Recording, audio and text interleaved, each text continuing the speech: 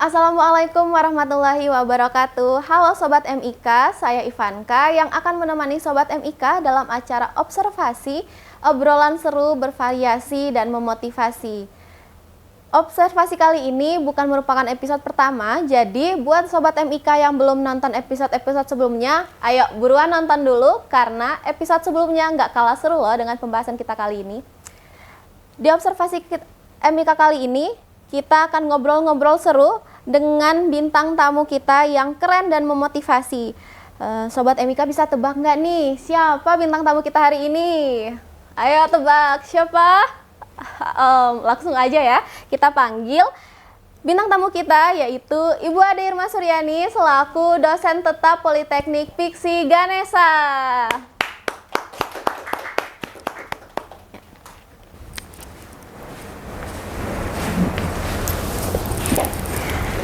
Assalamualaikum Ibu. Waalaikumsalam. Selamat siang. Ibu apa kabar? Alhamdulillah saat ini kabar saya baik banget nih karena terima kasih juga sudah diundang pada hari ini di observasi ya namanya. Gitu. Sebelumnya saya mau ucapkan terima kasih juga karena Ibu sudah menyempatkan waktunya untuk menjadi bintang tamu kami hari ini. Sesuai judul segmen 1 yaitu Tak Kenal Maka Tak Sayang, maka izinkan saya membacakan CV singkat dari narasumber hebat kita, CV dari Bu Ade Irma. Beliau bernama Ade Irma Suryani, SSTM Kes CBTR Cava. Beliau lulusan D4 Kebidanan Universitas Asia Yogyakarta tahun 2014. Lulusan S2 Magister Ilmu Kesehatan Masyarakat, konsentrasi Kesehatan Ibu dan Anak dan Kesehatan Reproduksi, Fakultas Kedokteran Universitas Udayana Bali tahun 2019. Certified Baby Therapist Register Gria Sehat Indonesia tahun 2021 dan Certified Awareness First Aid tahun 2024. Beliau memiliki pengalaman bekerja yaitu menjadi manajer klinik utama Arsaya tahun 2022 sampai sekarang, bidan klinik utama Arsaya tahun 2022 sampai sekarang, dosen prodi Eratnika dan Informasi Kesehatan Politeknik Piksi Ganesha tahun 2019 sampai sekarang, dan pengurus Lembaga Akreditasi Fasilitas Kesehatan Primer atau LAFKESPRI RI Korwil Daerah Istimewa Yogyakarta tahun 2022 sampai sekarang, konselor CVT HIV AIDS Yayasan Kertip Raja Dinas Kesehatan Provinsi Bali tahun 2017 sampai sekarang, dan juga owner Nasyaf Baby Spa tahun 2021 sampai sekarang, dan juga sekretaris Yayasan Pendidikan Agama Islam Tikalak Sumatera Barat tahun 2015 sampai sekarang. Beliau memiliki pengalaman menjadi Satgas PPKS Pencegahan dan Penanganan Kekerasan Seksual Politeknik Piksi Ganesha, dosen pembimbing lapangan program kampus mengajar angkatan 5 dan 7 Kemendikbud RI tahun 2023 dan 2024, menjadi excellent in peer reviewing book BP International UK London tahun 2023, vaksinator WHO USAID EPIC Indonesia Kemenkes RI 2021, dan bidan dan relawan Arah Pemuda wilayah Papua Barat tahun 2018 sampai 2019, dan juga bidan RSIA Sadewa Yogyakarta 2013 dan sampai 2014. Baik, itu tadi merupakan CV singkat dari narasumber kita, dari Bu Ade Irma. Oke, langsung saja kita akan membahas sesuatu yang sedang ramai diperbincangkan di masyarakat saat ini, terutama di kalangan Gen Z, yaitu persoalan mengenai mental health. Nah, menurut Ibu, bagaimana sih Bu pandangan dan cara penanganan masalah kesehatan mental yang dilakukan oleh setiap generasi, mulai dari generasi baby boomers, generasi X, milenial, dan Gen Z, Bu? Oke, kalau kita bahas terkait dengan kesehatan mental ini sangat kompleks ya, sangat kompleks sekali. Jadi kalau pandangan dari berbagai generasi ini pasti berbeda-beda karena sesuai dengan tahun-tahunnya. Mungkin kita kaji dari yang pertama deh, kayak generasi baby boomers. Baby boomers ini adalah generasi yang kelahirannya tahun 1945-an sampai ke 1964-an. Nah, pada tahun ini cara pandang atau sudut pandang generasi ini terkait dengan mental health itu tuh masih kayak sedikit ya. Jadi mereka belum mau terlihat bahwa mereka sedang mengalami keadaan yang mana itu bisa mengganggu kesehatan mentalnya mereka. Dan pada posisi generasi itu pun, mereka itu adalah orang-orang yang mungkin memiliki tipe yang tidak mau disalahkan, atau kalau mau itu misalnya ada terjadi sesuatu, itu tidak mau orang lain tahu gitu. Nah, kalau misalnya pada generasi ini lebih menekankan ke sosial budaya. Jadi adalah hal-hal yang sangat tabu pada tahun itu. Orang-orang yang kelahiran tahun itu membahas tentang kesehatan mental itu adalah sangat tabu. Jadi jarang kita bisa menemui, oh orang ini mengalami keadaan gangguan mental, stres misalnya, atau mengalami ODGJ ya, yang sekarang disebut sekarang, yang mungkin dia bisa jalan ke sana kemari. Nah, bagi orang zaman dulu tuh masih tabu, sehingga kadang ada yang misalnya pihak keluarganya ada yang mengalami hal tersebut, mereka akan sembunyikan. Nah, beda lagi nih dengan tahun generasi X. Generasi X ini adalah generasi-generasi di pada era tahun 1965-an atau 66-an sampai ke 1980-an. Nah, pada tahun ini orang-orang generasi X ini adalah orang-orang yang agak tertutup juga, hampir mirip dengan si generasi baby boomers, karena mereka pun dari segi pendidikan dari orang tua atau dari mungkin generasi-generasi sebelumnya itu masih ada tersisa. Nah, dan mereka juga masih memprioritaskan sosial budaya sebenarnya. Nah, bagi mereka itu kalau mereka mengalami kesehatan mental yang mungkin mengganggu aktivitas sehari-hari, mereka lebih baik menyelesaikannya sendiri, jadi lebih ketertutup. Dan pada masa generasi itu stigma itu masih tinggi. Jadi kalau misalnya ada salah satu keluarga yang mengalami gangguan mental atau mungkin depresi atau mungkin stres karena entah itu tidak bisa melanjutkan sekolah dan lain-lainnya, itu adalah berupa aib bagi mereka pada kalau menurut psikologisnya di generasi itu.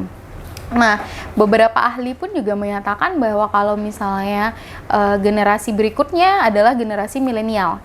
Generasi milenial itu dari tahun 1981 sampai ke 1996 nih. Nah, termasuk kayak saya pun juga tuh masuk di dalam generasi milenial. Jadi kalau generasi milenial ini adalah generasi yang sudah mulai terbuka nih. Kalau misalnya ada sesuatu tuh sudah mulai mencari teman-teman yang mungkin mau mendengarkan ceritanya. Terus juga sudah mulai mencari bantuan profesional di tenaga medis lah mungkin, atau di vaskes-vaskes atau fasilitas lain kesehatan lainnya. Nah, kalau untuk generasi berikutnya itu setelah milenial tuh ada tuh yang namanya Gen Z. Nah, si Gen Z ini adalah generasi-generasi yang memang dia terlahir di dalam era yang sudah siap. Kenapa saya bilang sudah siap? Karena di era Gen Z ini tuh semua teknologi, media sosial, bahkan lingkungan pertemanan dan sosialitas itu sudah menjadi hal yang terbuka untuk saat ini. Sehingga mereka pun ketika ingin mengakses misalnya butuh bantuan profesional, mereka sudah bisa tinggal klik misalnya di teknologi handphonenya, mereka sudah bisa dapatkan. Misalnya pengen konseling, nggak perlu datang ke vaskes, tapi udah bisa mungkin melalui online, by online, video call, dan lain-lainnya. Jadi mereka akses-akses itu lebih mudah untuk Gen Z ini. Jadi sudut pandangnya pun, mereka pun juga kalau mengeluarkan pendapat itu lebih ke terbuka lagi, lebih frontal. Nah, tapi juga ada beberapa catatan yang mungkin pada Gen Z ini dalam keadaan posisi seperti labil. Mereka belum bisa memposisikan yang mana hal positif dan yang mana hal yang negatif.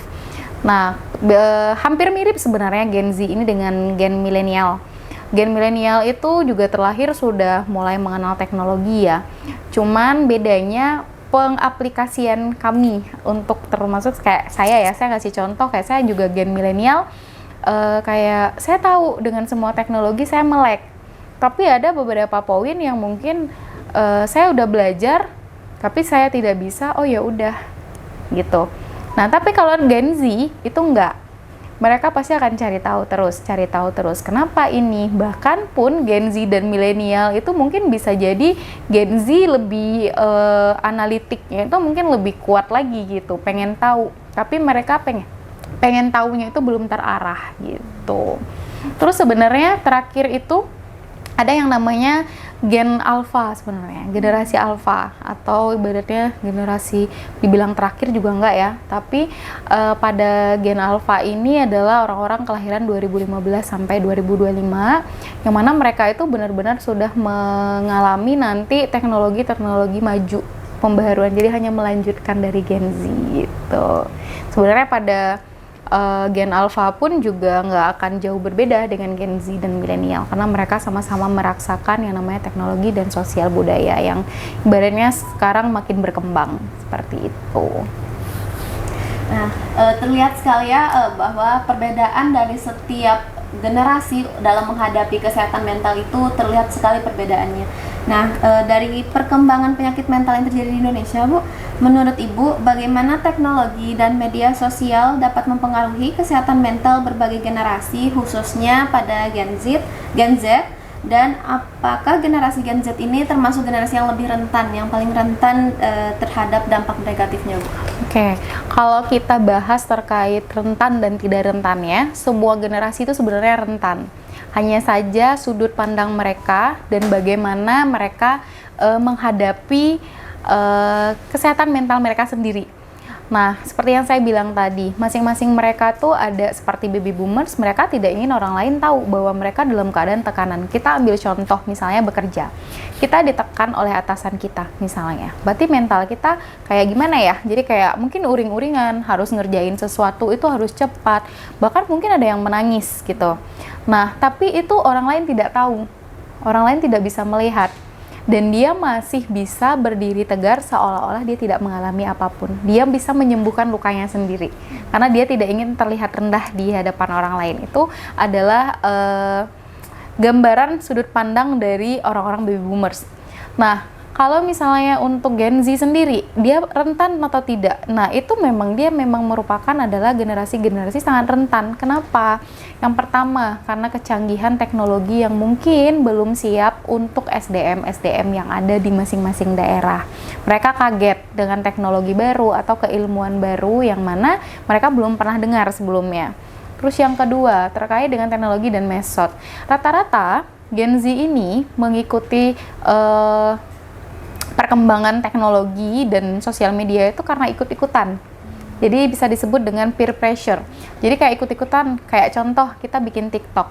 Bikin TikTok misalnya ada joget apa gitu misalnya. Kita ngikutin tuh. Karena apa? Kita ikut-ikutan karena itu yang lagi viral. Nah, itu termasuk dengan peer pressure. Cuman konteksnya banyak ya, jangan sampai salah kaprah. Ada yang orang ini ikut-ikutannya dari segi positif. Ada orang ini yang ikut-ikutannya itu dari segi negatif. Positifnya apa? Berarti kita hanya menganggap hal yang kita ikuti itu hanya sebatas hiburan, dan kita bisa memilah yang mana yang bisa kita ikuti. Tapi kalau dari segi negatif, misalnya ada konten misalnya mempertunjukkan atau mempertontonkan dalam keadaan galau, terus misalnya kebut-kebutan di jalan, atau mungkin bikin konten joget-joget sambil minum. Nah, hal yang seperti itu kan hal yang negatif ya, kalau misalnya sosial media itu dipergunakan dari segi yang tidak baik, seperti itu. Nah, jadi kalau dibilang rentan, memang Gen Z ini sangat rentan, karena mereka berdasarkan perkembangan otaknya. Jadi perkembangan otak di sini bukan berarti dia tidak pintar atau tidak pandai, hanya saja dia belum bisa mengelola emosionalnya. Jadi setiap emosional kita itu kan berawal dari hipotalamusnya kita atau otak kita yang memerintahkan, seperti itu. Tapi sebenarnya semua generasi itu berpotensi rentan mengalami itu. Dan mungkin saya ngambil contoh dari diri saya sendiri, bukan berarti kayak saya terlihat santai. Saya nggak pernah tuh yang namanya kayak rentan, yang namanya tekanan atau apa gitu ya. Pernah misalnya kita punya deadline kerjaan, terus sibuk dari pagi sampai malam, terus tubuh kita juga mungkin dalam posisi tidak enak badan dan lain-lainnya, itu akan mempengaruhi emosional kita gitu. Jadi kalau bisa dibilang rentan, semuanya rentan, tapi mungkin yang kalau kita persentasekan mungkin Gen Z adalah orang yang sangat rentan, ibaratnya langsung meledak-ledak terhadap sesuatu gitu. Makasih Ibu. Mungkin kita lanjut ke segmen 2.